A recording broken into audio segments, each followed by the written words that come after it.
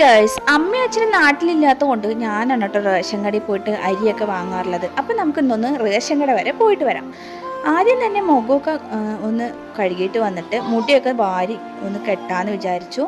വേറെ ഒന്നും ഈ തൊട്ട് ഒരു 2-3 മിനിറ്റ് നടക്കേണ്ട ഒരു ദൂരം ഉള്ളൂ കേട്ടോ റേഷൻ കടയ്ക്ക്. അപ്പം ഞാൻ ഒറ്റയ്ക്കാണ് പോകുന്നത്. മോളെ ഉറങ്ങിയ ആ ഒരു ടൈമിലാണ് നമ്മൾ റേഷൻ കടയ്ക്ക് പോകുന്നത്.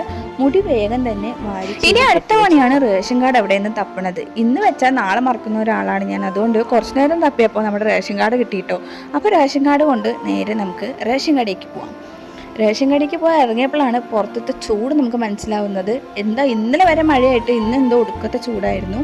അപ്പോൾ ആ വെയിലൊക്കെ അടിച്ചിട്ട് നേരെ റേഷൻ കടയിലെത്തി. റേഷൻ കടയിലെത്തിയിട്ട് പിന്നെ അരിക്ക് പഞ്ചൊക്കെ അവിടെ നിന്ന് ഇറങ്ങിട്ടോ. അവിടെ നിന്ന് ഇറങ്ങിയപ്പോൾ നടന്നിട്ടാണ് വരുന്നത്. അവിടെ ഇവിടെയൊക്കെ വെള്ളം കെട്ടി നിൽക്കുന്നുണ്ടായിരുന്നു.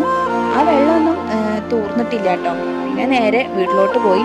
അപ്പോൾ ഇന്നത്തെ വീഡിയോ ഇത്രയേ ഉള്ളൂ. ഇഷ്ടപ്പെട്ട ലൈക്ക് ചെയ്യണേ. ബൈ.